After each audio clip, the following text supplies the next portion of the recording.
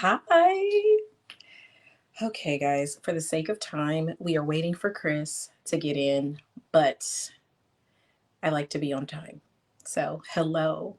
Hello. How are you? Um, I am going to make sure that I'm live. I am. I am live. So, look, Chris is here. All right. All right. We're live because I wanted to It's a be lot on of time. you. I got you. We in the office. It is what it is. How are you? How are you? And man, life is a beautiful game of who knows. Right. I'm hearing That's some that's where I'm back. at. Hearing some I'm echo. I'm about to yeah, change it now. okay. Hold on for 1 second. Can you hear me better now? I can. Yes, and I'm not echoing You anymore. can.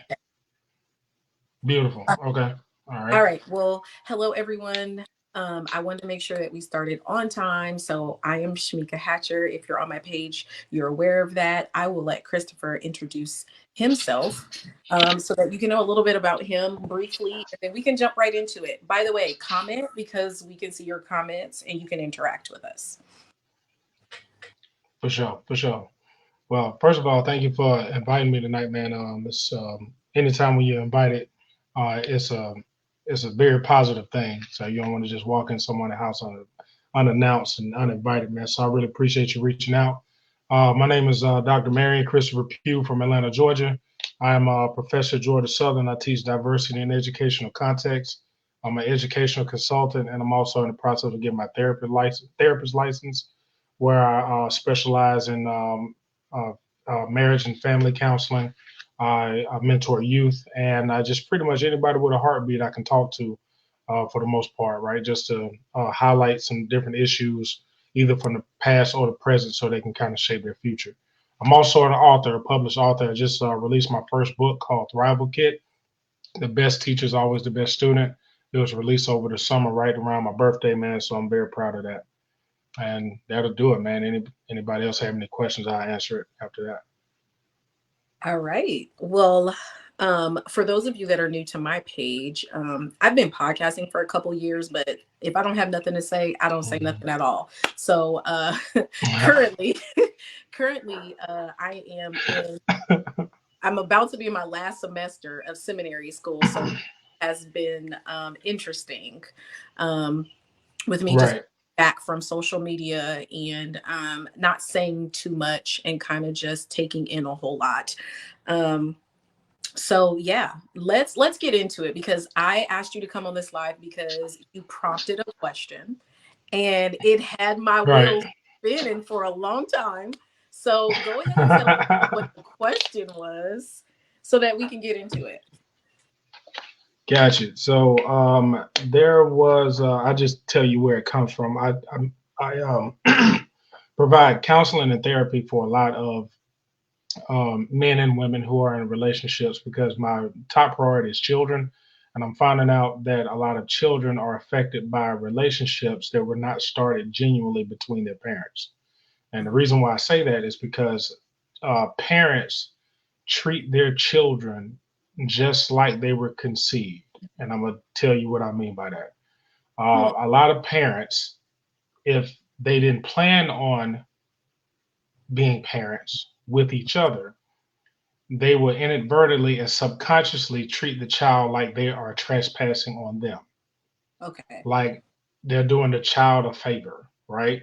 Hmm. For being a parent, when in actuality, anytime when we're sharing our bodies, we're summoning specific spirits and personalities to this planet, whether we want to admit it or not. Sex is an invitation for somebody else to come to Earth, right?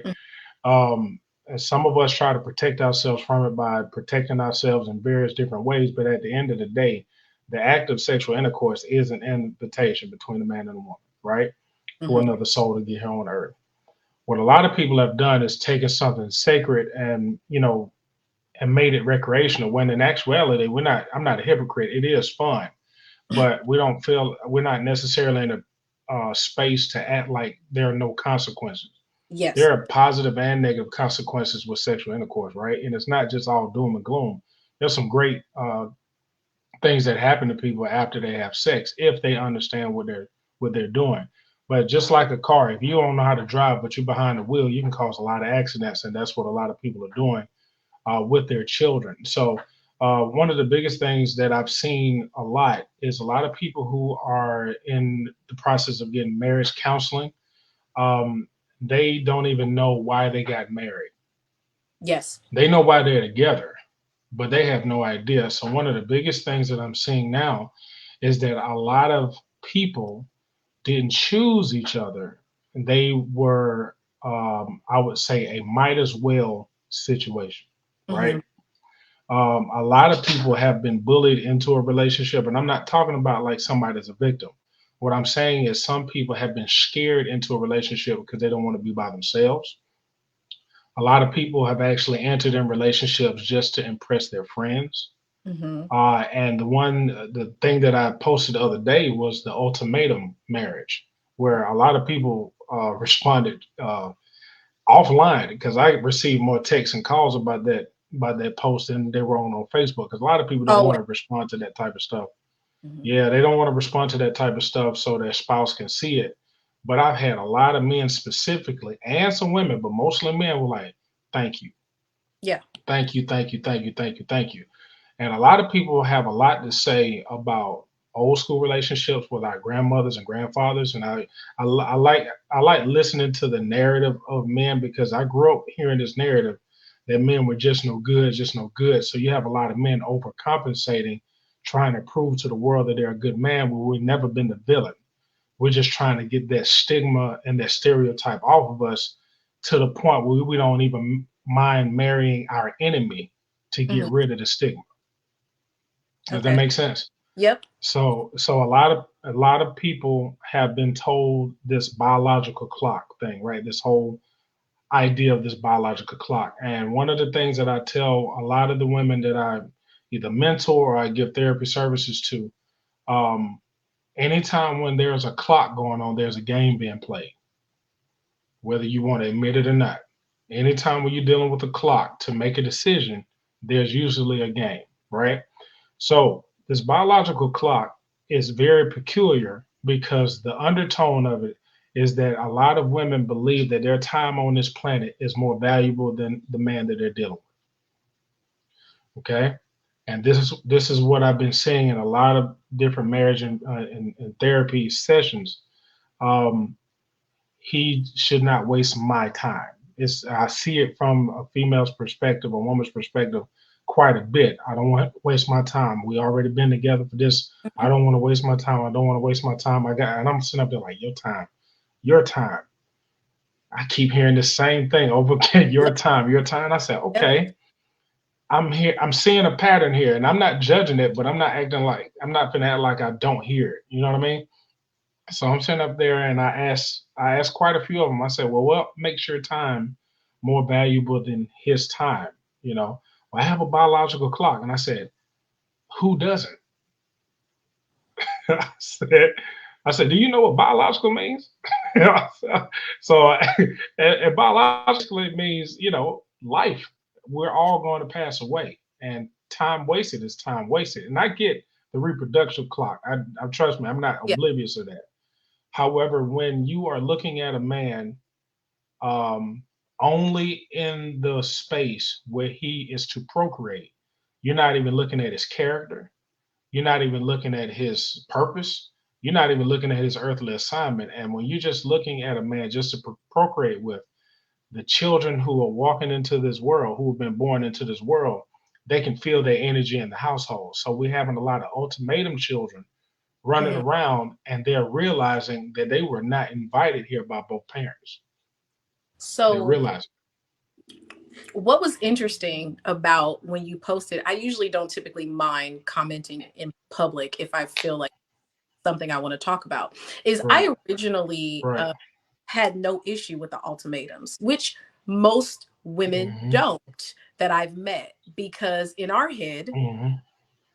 if I ask a question and I say it's either this or this, if you say the wrong thing, then I could just do it moving because we're not doing what I thought we were doing.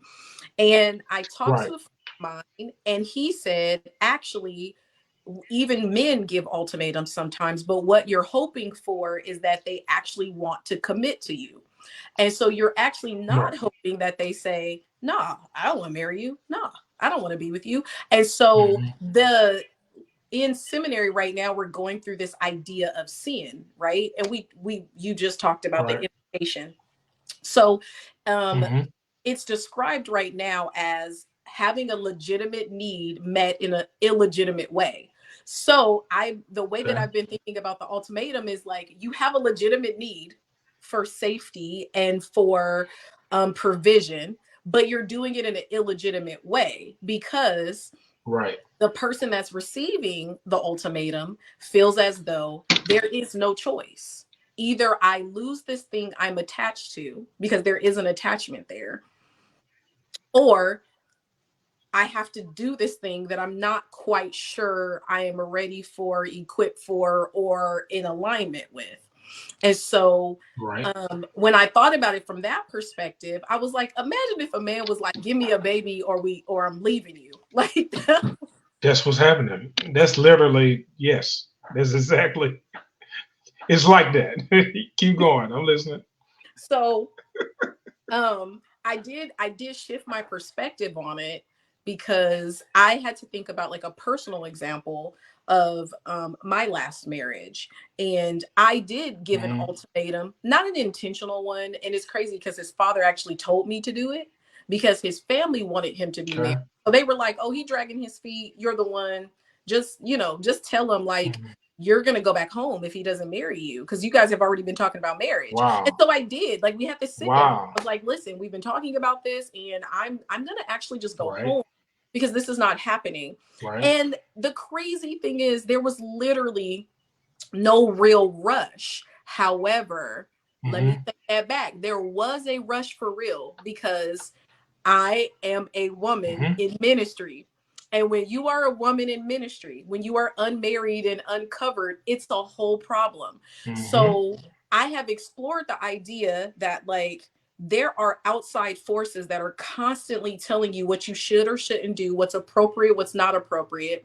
And what I realized from a Right. woman's perspective is, although for the first time probably ever in our nation's history, we are less churched and less religious, but for whatever reason we're holding on to the covenant of marriage.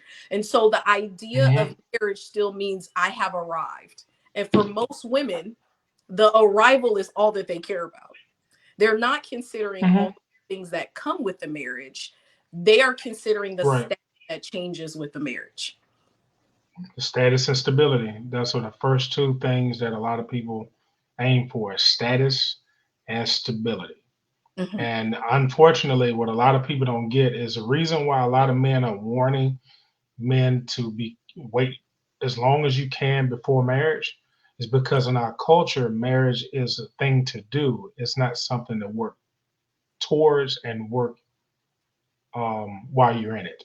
Mhm. Um, that's the reason why a lot of people find out there's a lot of depression associated with marriage. Mhm. Why? Because a lot of people don't even know what it is. A lot of people just don't know what it is. They see the photos, they see the lives and things go viral, and they can see themselves in those photos, right? Yeah. And then you can finally have your day. Um, I've even when I've attended a lot of weddings, even people on the mic was, "Hey, this is your day. This is her day," and I'm sitting up there like, okay, when they gonna start talking about the life? Because they concentrating on the day, but the life is in shambles. But the day was beautiful, right? Listen. And so yeah, it's lit. I mean, it's some of the most beautiful weddings I've ever been a part of, and the food was fantastic. But but But but then one thing tomorrow, I am finding out, right, right. Then tomorrow comes, and this is what I found out. I call it the Disney disorder. Is when a lot of people have found out that a lot of movies included somebody in struggle. They were mistreated.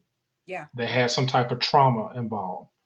and they didn't have to do any work, but somebody showed up out of the blue and said, I got you. And what happens is when somebody doesn't do that, and you're in a relationship and the man doesn't do that, there's an urge to say, well, hold on, I've seen this play out. I'm supposed to have my happily ever after. He's Yep. keeping me from my happily ever after. So what is he waiting on? The guys that I've been seeing in the movies, they show up and they know. And Yep. I'm trust me, I don't, and I'll let you roll after this one. I don't look down on anyone that says, well, why do you take so long? Everybody knows who they're going to marry. I said, yeah, you may know that you want to marry that person, but a lot of people do not make emotional decisions just because they want something. And a lot of people have to respect that. I can say in my mind, hey, I want to marry her, but that doesn't mean I have everything in alignment with my assignment to be in a position where I can actually uh, bear the pressure of being a husband and a father. See, a lot Right. of people actually don't know this.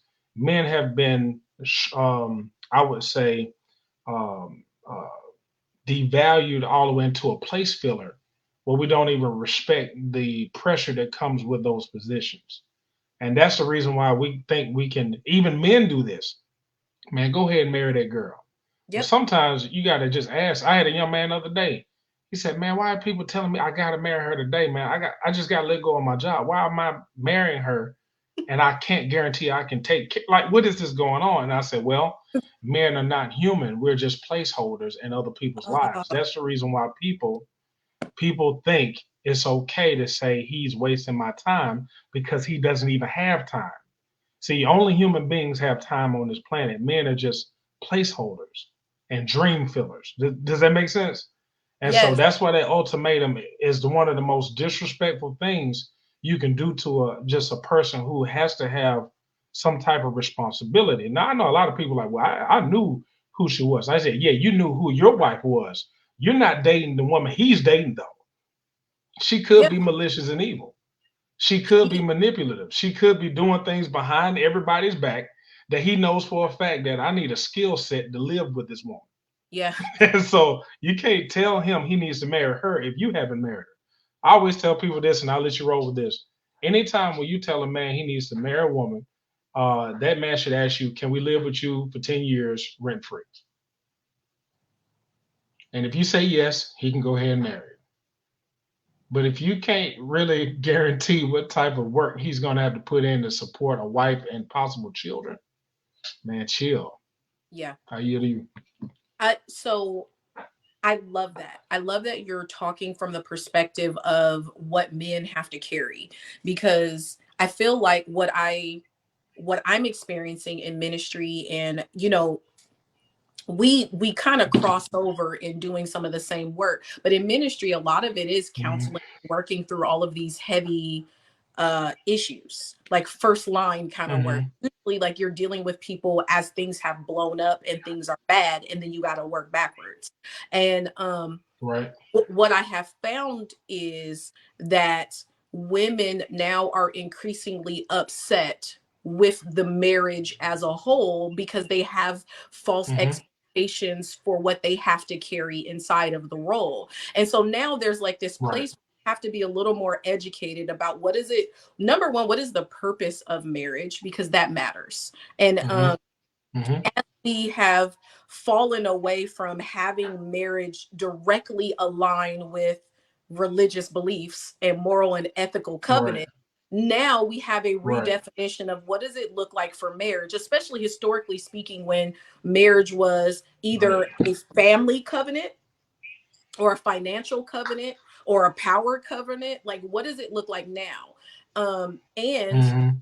I always tell men, like, you guys have a heavy burden as men. There is It's no, ridiculous. and there is nothing that we can do to take that burden from you. We can help Nope. alleviate some of the stress. We can help make it be a little more pleasurable in certain spaces, but we can't take it from you.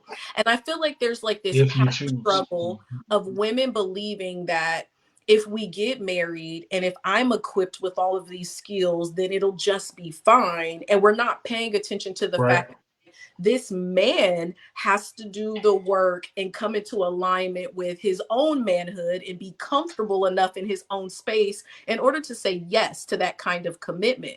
Because saying yes to that is, Mhm. like you said, saying yes to being a father, saying yes to being a provider, the provision, a spiritual director. Like, you are saying yes, and you're saying yes to the Lord, that I'm going to cover her and now answer for her. And I don't think women Yep. understand that we have to be answered for.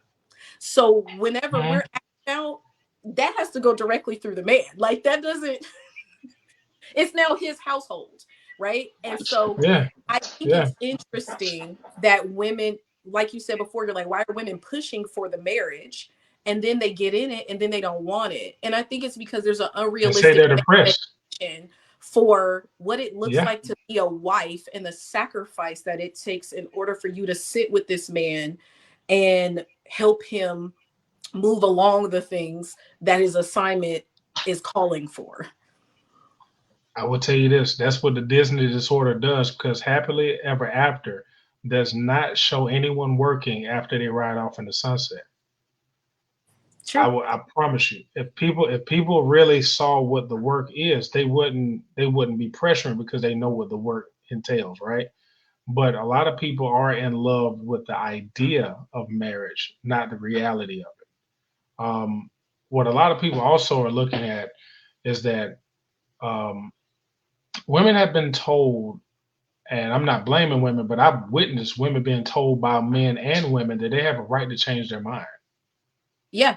Which means if you have a right to change your mind, that means your word is not really set in stone. That means you can change your mind even if you say your vows and you don't feel like it anymore. That man is left with the burden of still trying to take care of somebody who doesn't even want to be married anymore. Yeah. Now, your happiness is the priority in society, but his responsibility is the priority, not Yeah. his happiness. His responsibility is. But now, if a woman is not happy, she has a right to go back on her vows or go back on what she may have promised him to get him to marry her. And Yeah. that's what I see a lot. That's not an opinion. And somebody may be like, "Oh, that's not true." I said, "Listen, you have It's not met the true. people that that's true for." It's true. It is true. I've seen it quite a bit. And what a lot of people don't understand is when a lot of women cannot and they do not respect the man who buckled under their ultimatum.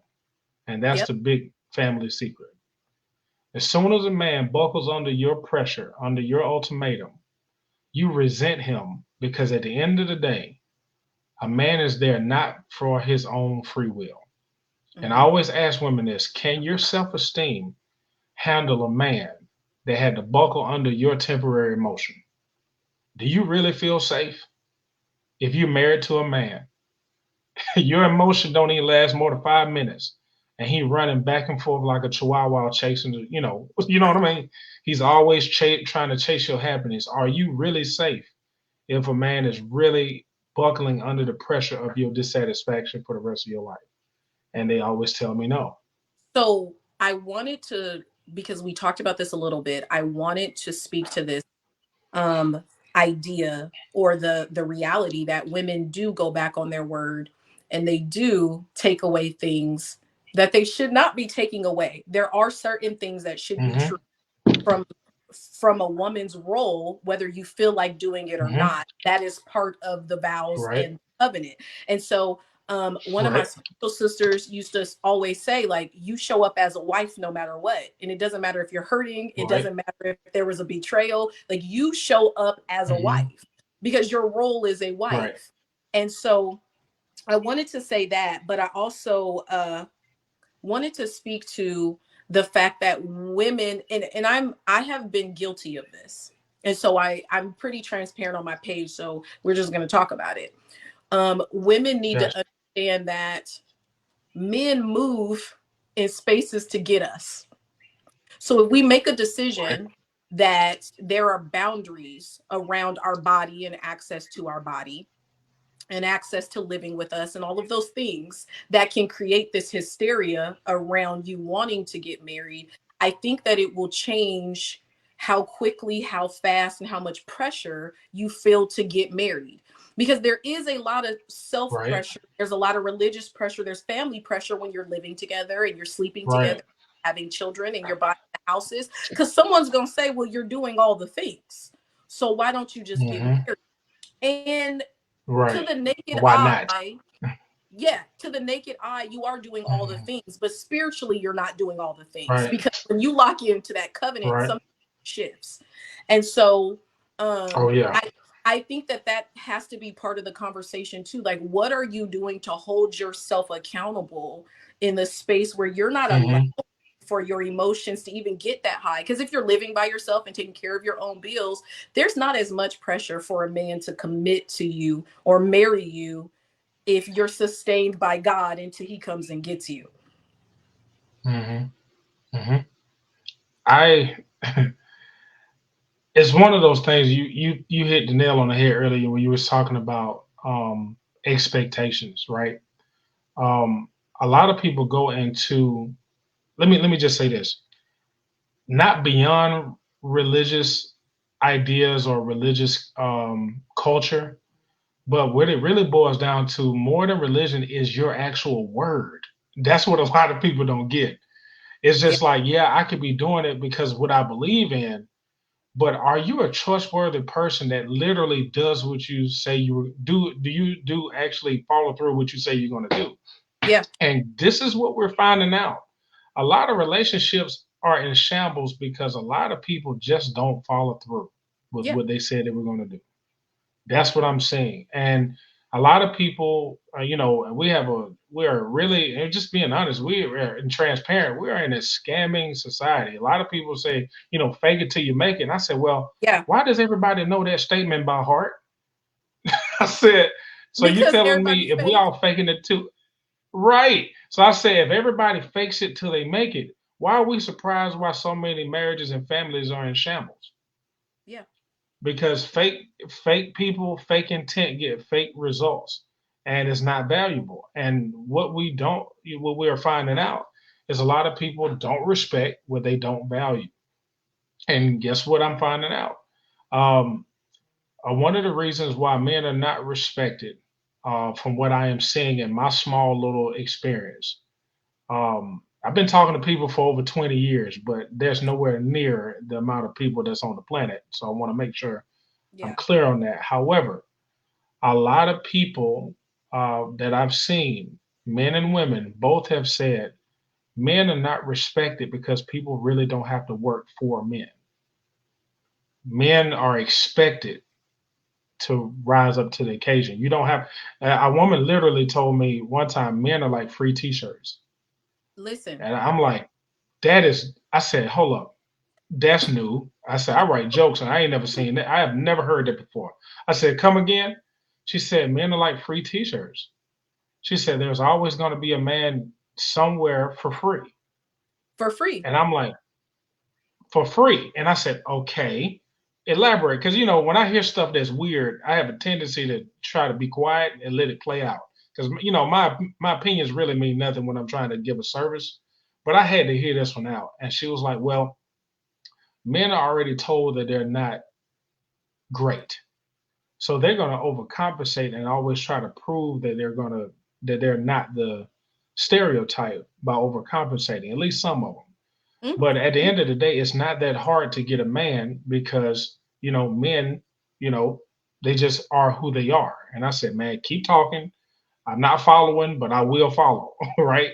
But she Mhm. was like, well, let me ask you this, Dr. Pugh. And she was like, do we really have to work for you all to get your attention? I'm talking about really work, or do we have to just do enough? Do She's like, enough. when did the last time a man required a woman work for his last name? I'm talking about really put in the work. And I was like, I haven't seen it. She said, you're not going to see it. That's the reason why a lot of women don't respect men because we get their commitment without any work. That's the reason why the value goes down. That's the reason why I can come at you with an ultimatum. And you have to really think about it before you could just say, absolutely not. Because in the post, I told them, I said, you go with an ultimatum with a woman if you want to. A woman be like, no, I respect myself to buckle under your pressure. I'm not going to give you sex, a child, a Hmm. marriage just because you're pressuring me, right? And we Yeah. always tell women to protect themselves with that. However, when it comes down to the opposite negative narrative that we give young men and boys their entire life is that you've already hurt women. So you don't want to disappoint her. You need to make her happy before you even complete your earthly assignment. And that's what causes a vast majority of the depression in the home, in the marriage. The child feels it. And then they go out believing there is no hope in any type of marriage or any type of Yeah. romantic relationship, and we're throwing out imbalanced children because we had a lot of people get together out of spite or out of fear. Yeah. So, I wanted to speak to that because I have increasingly come across men that have parents that are married for Hmm. like long time. Like they parents are not Hmm. divorced. And what I have found Hmm. is most of those men are not married and they will take a long time getting married because they've tangibly seen the work that has to be put into marriage. And so Hmm. they are thinking cognitively, like, I can't just rush into this because I know that the woman that I attach myself to, I have all of these responsibilities because my dad and my mom, I got to see this. And so that's been interesting to me because I've always asked people, like, if your parents been married 40 years, like, what has stopped you? And Hmm. increasingly, I'm hearing men say, well, I know how much work it is. And I'm looking at all these Yeah. women that are willing to leave. And I don't want to do this, and then they're willing to leave. And so there's something to that. And then I wanted to speak to the piece about happiness because I think if we're Yeah. going to speak about that from a woman's perspective, I think that you made the joke that like our emotions are different every 5 minutes, and they are. Yeah. Our And there's emotions, nothing wrong with that. yeah, we're very intensely emotional, which has Hmm. lots of benefits. Lots of benefits. Hmm. I've heard someone say Hmm. that like women are created to connect men's heads to their hearts, and men are created to connect our heart to our head. So like we have different Okay. functions. But when you're Right. married or in a relationship and you're seeking happiness, it's like if we remove marriage and commitment out of it, anytime you're searching for a fleeting emotion, you'll never find it. And so, what Hmm. you find in psychology is that a lot of people end up depressed and upset with their life because they have unrealistic expectation for how life was actually Yep. supposed to go to begin with. And so, Exactly. when we're looking at a woman saying, well, I'm just really not happy, and I say something like, well, why did you believe that marriage was supposed to do that? They usually don't have an answer because someone told them that they were supposed to get all of the things that their heart has ever desired for them to get. And they never Have question to that live after.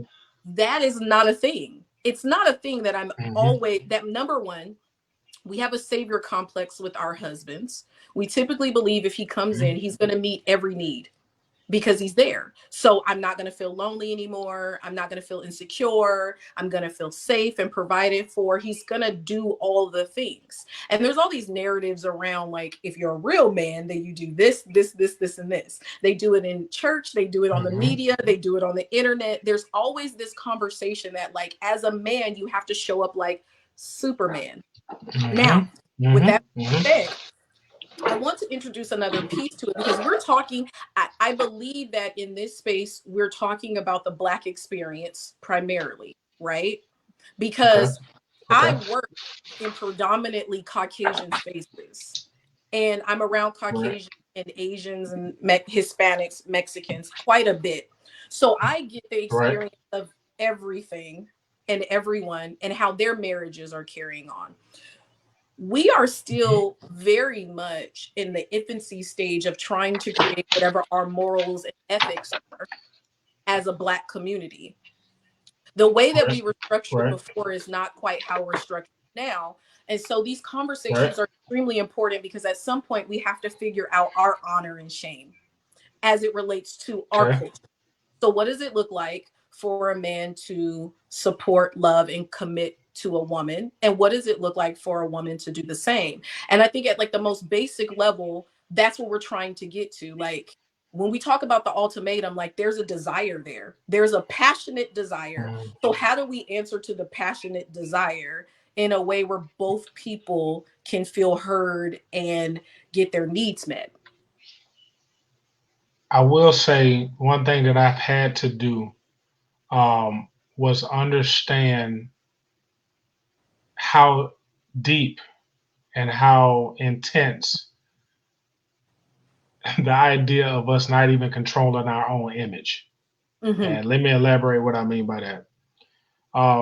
Propaganda and stereotyping a group of people. Remember, we're literally on land that was born in blood, born in warfare. And in order for people to see someone as the enemy, you have to distort their image nonstop and you have to keep Yes. cranking it up and refreshing it over and over again. So, one of the things that we suffer from just as a people, we don't own the image and we don't own how to project the image in a way that really permeates people's brains. Yeah. I just need to say it like that, right? On top of that, I have been fortunate enough to be around so many different people that I found out that a lot of people's homes are screwed. They're just not on television. Yeah. Now, Absolutely. this is what I mean by that. Now, I know Absolutely. we have specific issues, and the reason why we have specific issues is because we are following each other on our timelines. The people who we don't live around don't follow us, and we don't follow them, Yep. right? Unless they may be a celebrity or whatnot. But one thing I have done is pay close attention to the people who I may not be in the same nationality with, ethnicity, or culture. And lack of communication skills is running rampant through all of humanity. Yep. That's one thing I'm seeing. Another thing I wanted to respond to you earlier. You said when somebody was talking about, well, a real man will do this, real man will do this.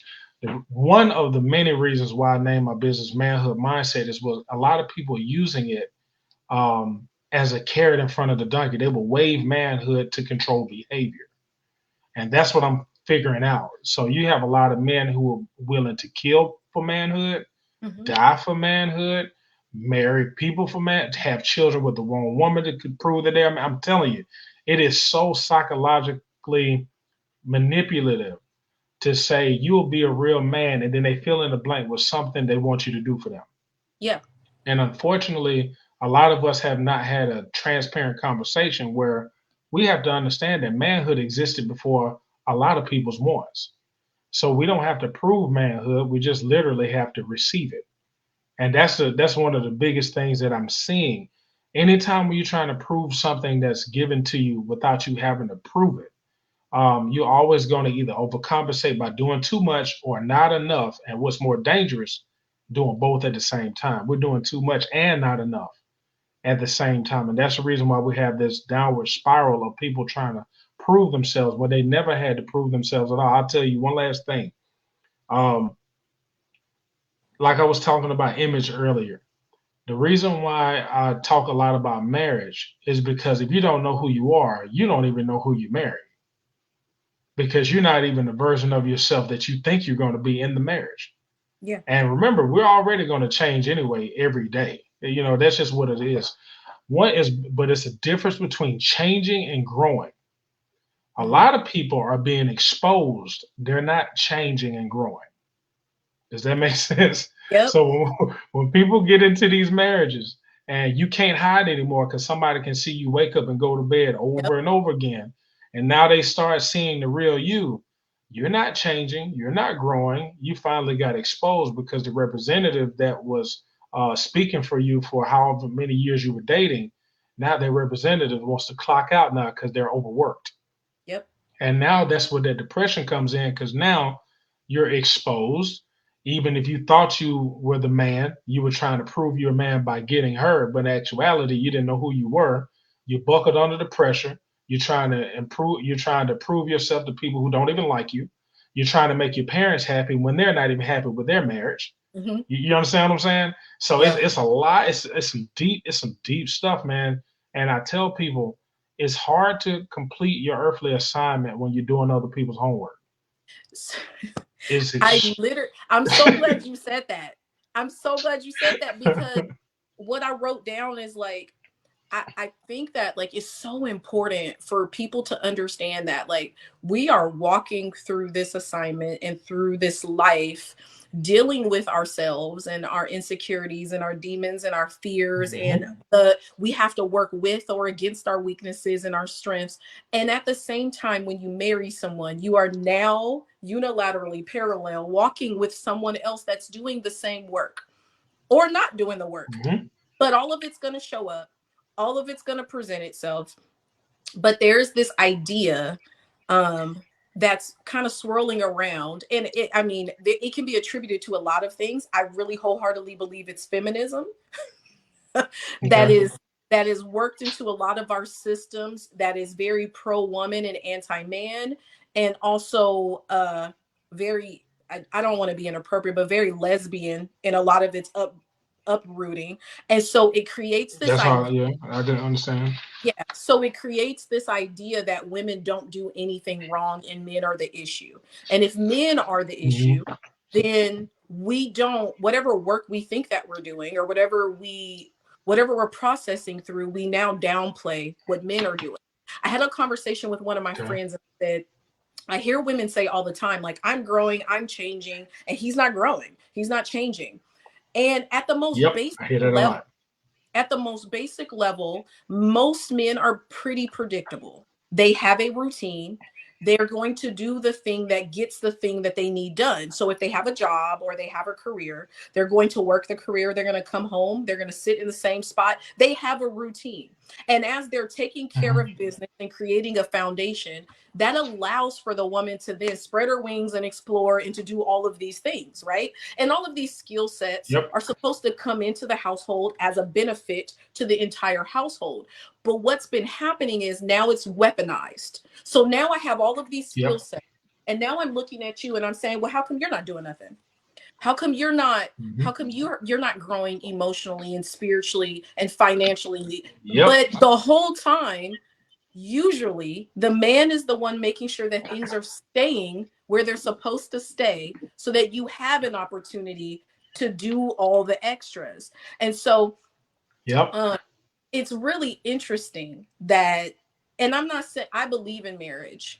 I do think that women need to be a little more understanding that like you don't just marry the man who provides for you and who creates the fairy tale. You also marry all of the parts of him that are hidden, and then he marries all the Mhm. parts of you that are hidden, and you guys have to figure that mess out while also fighting the things on the outside of the house. And sometimes the things that come Mhm. into your house. And you're doing this Right. all at the same time while you're putting all Of of this course. pressure on this man to make sure that you feel happy all the Right. time. Right. I will say this one thing that I'm noticing, and I've noticed this when I was a kid.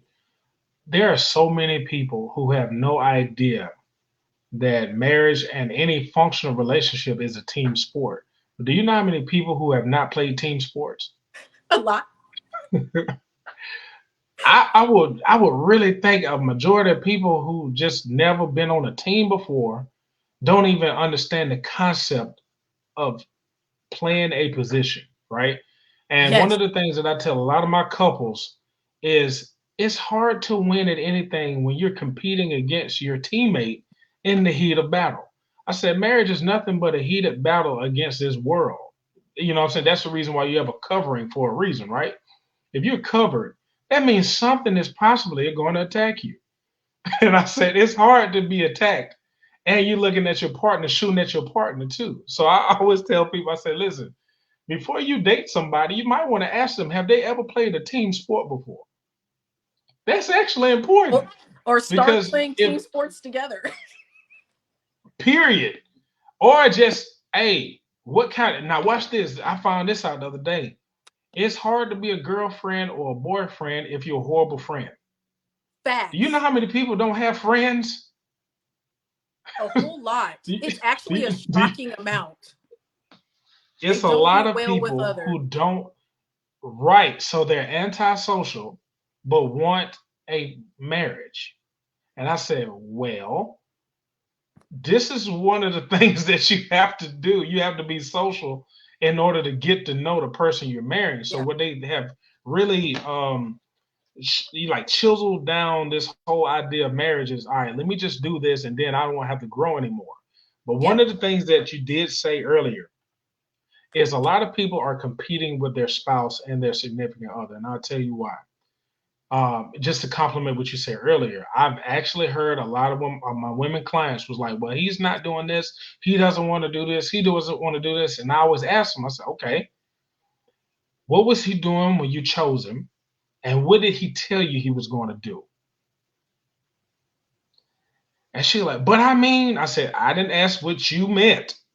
I Yeah. said, we're here because you mean something, but it looks like you're doing something you didn't tell him you were going to do and Yes. expect him to have the. Remember, ultimatums are given all the time. That's the reason why, if it's at the beginning of the marriage, ultimatums can be your foundation.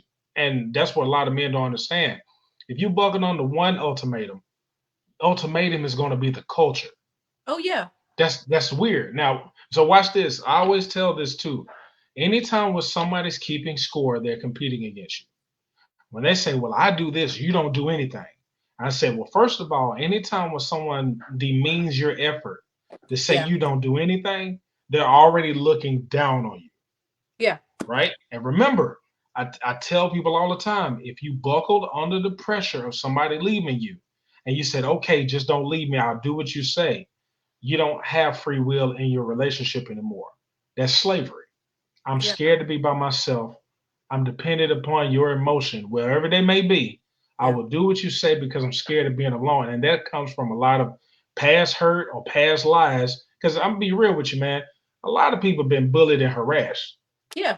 their whole life. A lot of Yep. people believe that they're never going to get married. So if they get that one person that likes them, they Yep. don't know when the next person is going to come. So what they'll do is start disrespecting themselves by allowing that person to disrespect them and call it love. And I will say this, and I'll give the mic back to you. I have to tell a lot of people this, and a lot of my women clients talk about, well, that's my intuition. That's my intuition. I tell them all the time, if your intuition is always negative, that's your insecurity masquerading as an intuition. If your intuition is always about something negative about your spouse and it's always something wrong, well, I think he may be doing this, I think he may be doing that. I said, well, that is an insecurity. That's not intuition, because intuition means you can pick up on just things positive and the negative. It's more Yep. balanced, right? Yep. So I always tell them this. I said, your insecurity can look like intelligence. And unfortunately, a lot of women in our society have been told they can communicate better than men, And when in Kane, many cases they don't. they don't.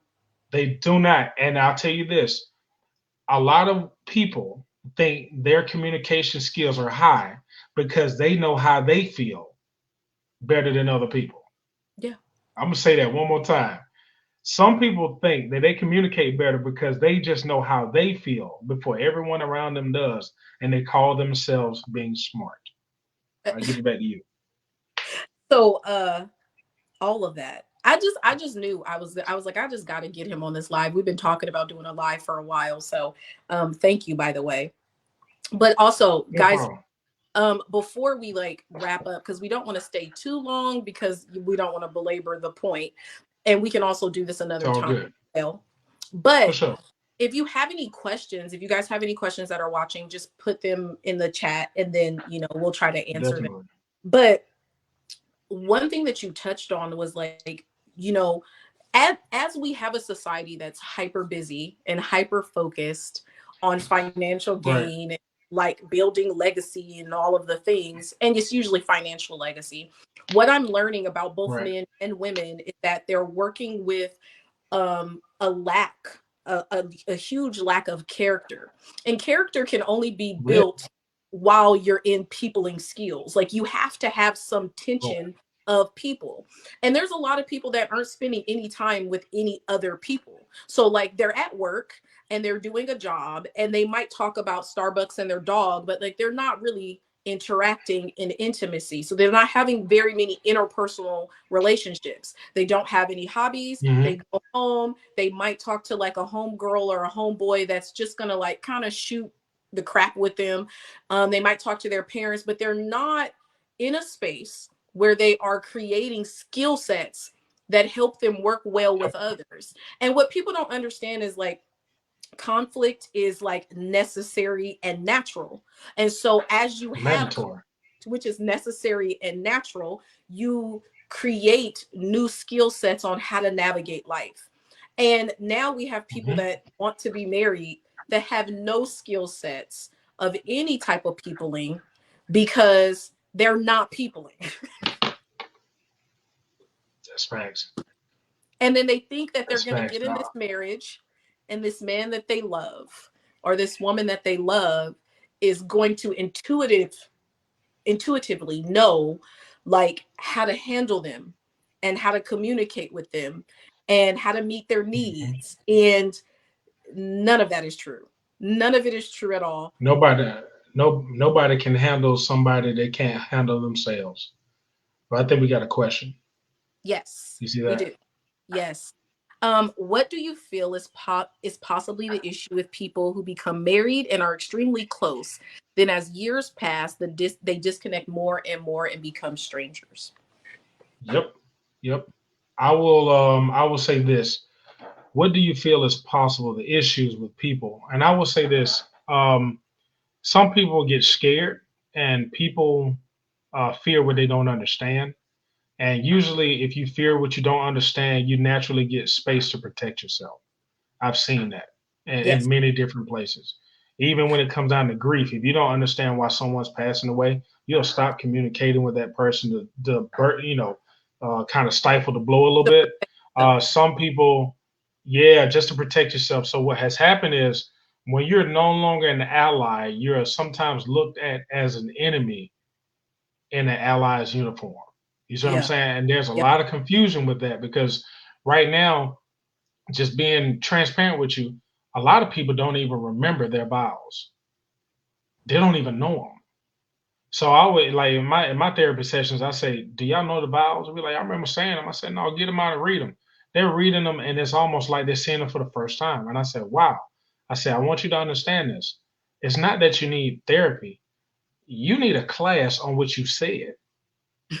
I said, because if we just go for real, I said we can save the Just do marriage, what you but if your said. word means right. I'm telling you, it really goes back to character. See, a lot of people Yeah. just don't know how to be friends. We Yeah. have a huge trust issue in our society, and it says the possible issues are that people are no longer friends Hmm. or they never were. See, that's the issue. A lot of Yeah. people fake it till they make it, right? Some of this stuff is constantly repeating itself.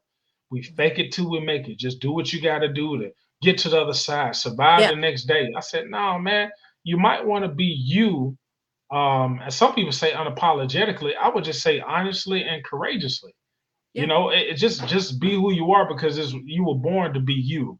And unfortunately, a lot of people have pawned their assignment for acceptance and Uh, they don't even know who they are anymore. And when they start finding themselves in a marriage, the person they chose becomes a stranger.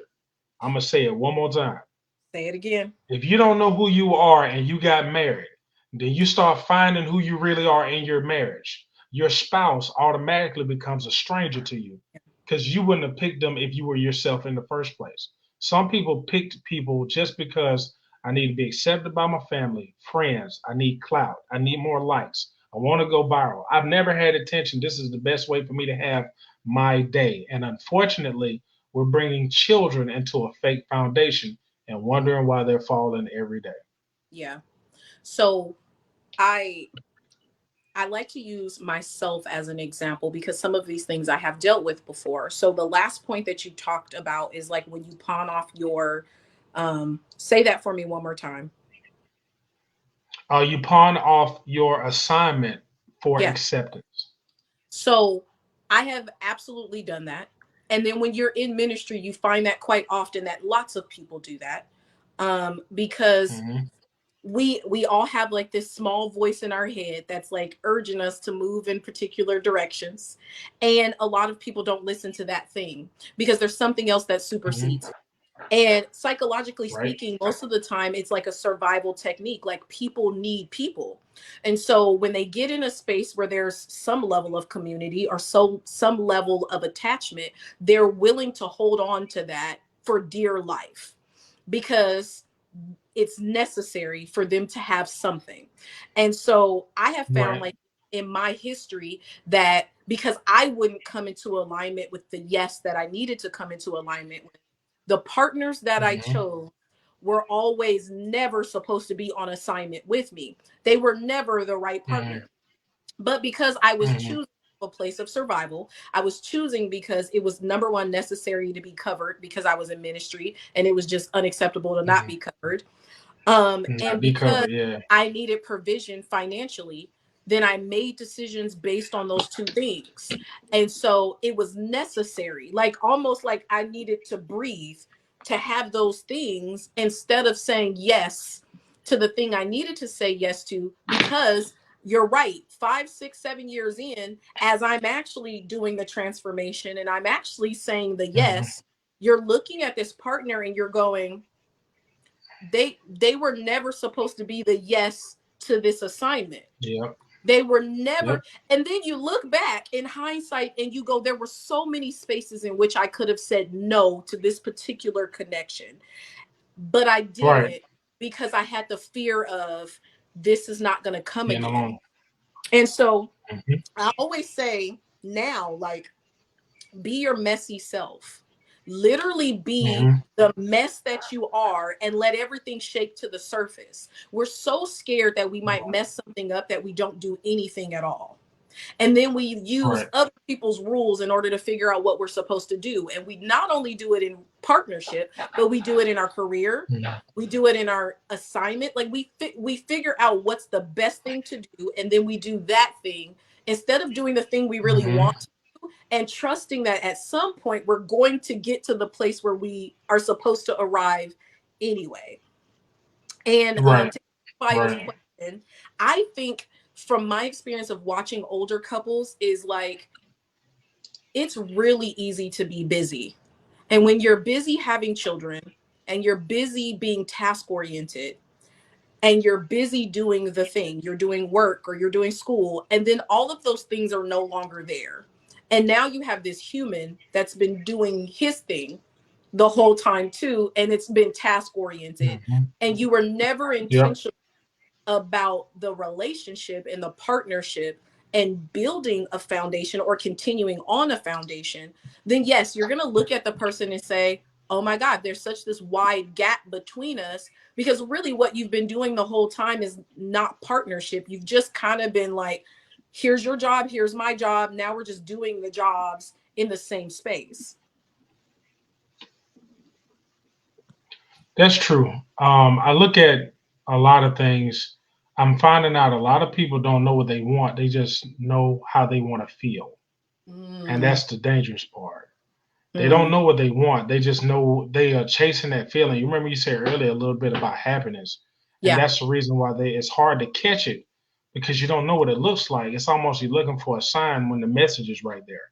It's almost like somebody told you, if I said, hey, um, there's a ditch right up the street. You don't want to go up that street, but I need to see a sign that says, we're like, okay, so there's no trust if you just really dismiss the message I just gave you, right? Yeah. So what happens is a lot of us don't trust each other. We're constantly looking for a sign over and over and over again. And we ignore the message, we ignore the picture, we ignore the blatant things that we're looking at just to have a sign that really satisfies our emotions. You Yeah. were talking about covering a little bit earlier, and I always notice, think about elementary school. Notice how some kids can have the wrong coat on when they come home, and the parent like, "Hey, where you get this coat from?" Yeah.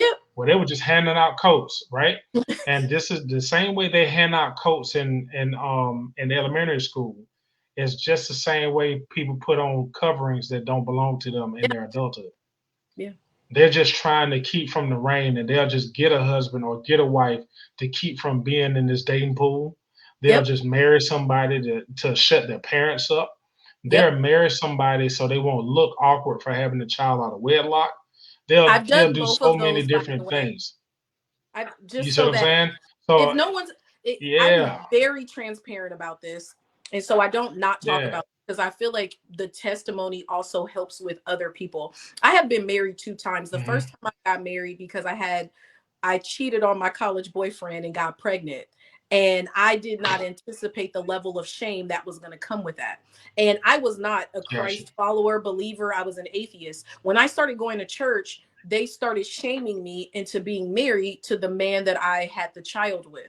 And me being 20 years old or 21, I said, yes, well, this means I'm not a Okay. baby mama anymore. So I got married. Right. And so Status. Yeah. that marriage lasted about a year and he was abusive.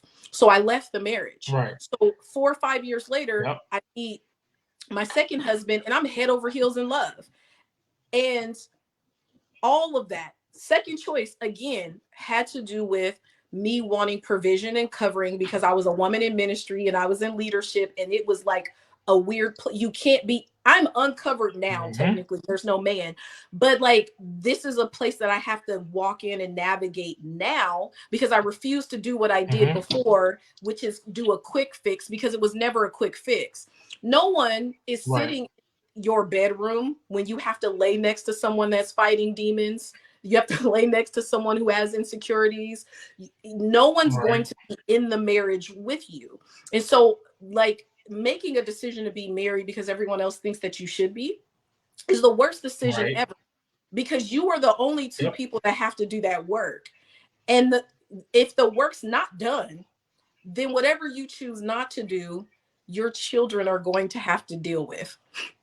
Yep. They're gonna have And to pull when the you're heavy honest load too. about that, when you're honest about, hey, if I don't sit in this pain and this suck, then my kids are going to have to sit in this pain and in this suck. And it might compile Yep. because they might have something else added to the thing I wouldn't work through. Dr. Francis Cress Welsing said, anytime when you play games with sex, the joke is on the offspring. That one statement changed my entire life. And I was around so many kids when I was a kid that was suffering. I was a peer mediator in middle school and high school. And most of the guys who were in gangs or some of the girls who were very violent or depressed and things of that nature, their house was in shambles and you had two parents in it. Yeah. I used to thought it was just a single parent household. But do you know you can be a part of a two-parent household and still have no family because the parents are strangers? Yes. That's when I started looking at because at first I was like single parent household. That was the narrative, right? Narrative.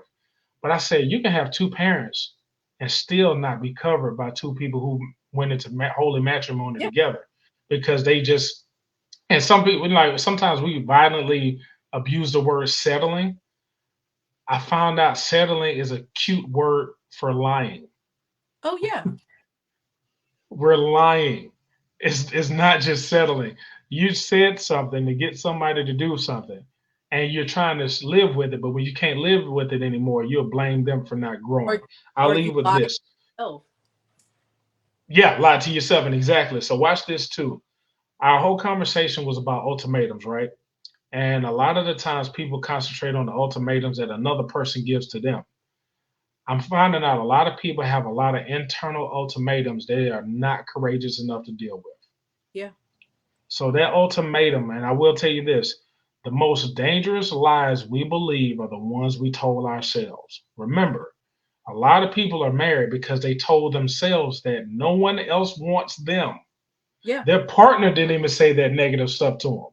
Yeah. But low self-esteem, yeah, I'm telling you, low self-esteem is so volatile. It's different from just being proud of yourself because a lot of people got fake self-love too.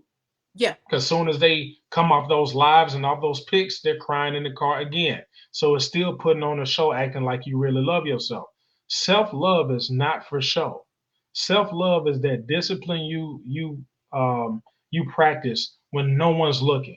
It's that extra hour that you put in that crease in that pair of pants, and you don't even have to go anywhere. You're just doing it because you deserve to look after yourself at the highest level. When you start cooking for yourself, when you're working out a little more, when you stop being around people who don't mean you any positive energy. You understand what I'm saying? So Yeah. I put it like this. Do you know some people have ultimatums in their life when they keep friends in their life that have been competing with them since middle school, but you keep them in your life because you think you're loyal, but you're Yeah. really lying because you're scared to lose someone who hates your guts? Yeah. That's how deep this stuff goes. So if you don't even have real friendships, that's how people get divorced and their spouse, ex-husband or ex-wife marries their best friend. Yep. And you had to realize that was never your best friend. You were lying and you gave yourself an ultimatum. You kept the enemy close because you were scared to be by yourself, even in friendships. And this stuff is killing our children. Yeah. That's what a lot of people don't understand. Like I'm not one of those people that look down on people in romantic relationships. I have my fair share of mistakes. You know what I'm saying? I thank God that I've had mistakes that were not permanent, that didn't alter my entire life. You understand what I'm saying? So I'm no better than anyone. It's just the point of the matter is my mistakes weren't detrimental. I've had some people that made less mistakes, but the And severity of that one mistake was life changing. yeah. You see what I'm saying? And it's just one of those things. We're not judging, but we just don't feel like playing, act like we're not looking at what we're looking at. And, you know, a lot of times people look at these lives and like, who do they think they are? No, it's not who we think we are. It's who we know we are. And we know what we're looking at. And we're seeing these children being destroyed because we're trying to entertain each other, acting like we're trying to impress each other. That ain't worth impressing. I has this one question every time. Who is out here worth impressing? like, like if you really just ask yourself that question, who is really worth impressing? Now, you some people are worth connecting with, but worth impressing them. Yeah. What is it really worth? And where is your value when you think you have to impress someone who may not even remember your name tomorrow? So, but thank you for this. I know we're right at our time and stuff, but I'll let you. Yeah. This is your crib. So you tell us where we No. need to go. So all of that is all good stuff. I'm glad that you gave some applicable ways to build self-esteem, because I don't, what I find in all of the ways that I have to interact with people is that oftentimes we have these big overarching ideas, and people believe that, like, because they don't have the type of revelation that maybe some other people have, that there's no way that they Mm-hmm. can make things align in their life. And so you spoke to a few points, and self-esteem is one of them.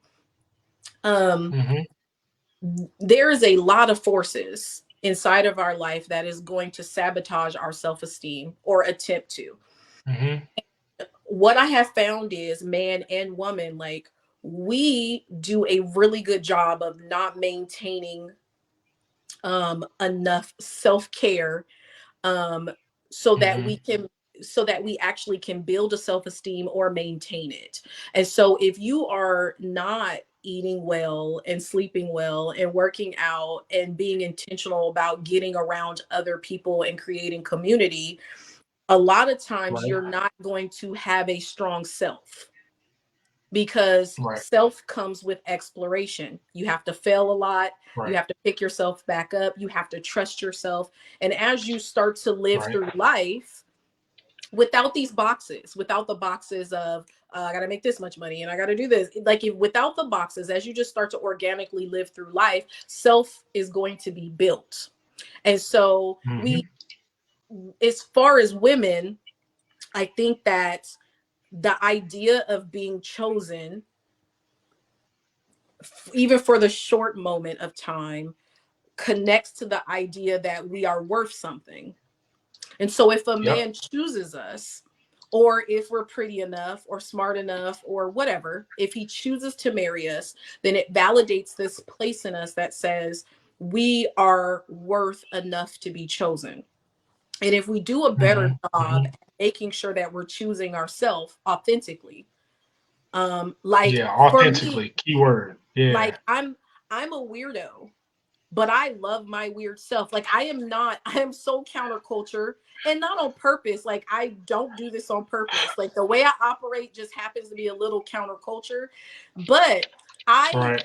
teach this to my daughter. You either figure out how to be uncomfortable but comfortable in yourself while everyone else is uncomfortable early on, or you're going to struggle with it for the Right. rest of your life. So wear the stupid clothes, do the thing with your Yeah. hair, figure out the hobby that people are going to talk about, do the thing, date the person that doesn't match the expectation for who you should date if that's where you're Right. aligned, because it is so much more powerful, like you said in the post, like it's so much more powerful for you to be with the person you're supposed to be with than to have to fight through your entire life because you chose to give someone an ultimatum that you probably didn't want in the first place. And if we're being honest, a lot of times you didn't even want that person for real, and I'm now gonna tell you you some got. wild stuff. You'll know you're with the right person when you have no one else to impress. I hope I somebody heard that. I You'll listen. know you're with the right person when you there is no one on the planet to impress. It's and for the people that love the Lord, a lot of times people say, "Oh, well, you know, if you find your confidence in the Lord, you don't need to impress other people." What you don't understand is that that is daily work, though. That is like daily dying Yeah. to your own desires and your own feelings and your own wants. Because in order for you to align with the things and your assignment and what God has for you, you have to Right. constantly be in a place of submission. And if you're in a place of Yep. submission constantly, then yes, your sense of self is going to be very strong because you're not going to come in contact with a lot of things that can harm your sense of self. And you're going to find the partner that aligns with your sense of self. But Straight with up. that being And I want to said, tell you this too. I'm gonna Yeah, let you go have ahead. I'm gonna let you have the final word, and then we're gonna close I it. got you. We I do want to, just in case somebody's listening to it, if they're not listening live, somebody will listen in the future. Um, One of the things we talked about a lot is low self-esteem, or just self-esteem, period. A lot of people don't even know the levels of it, right? And sometimes pride and self-esteem are not the same thing, y'all.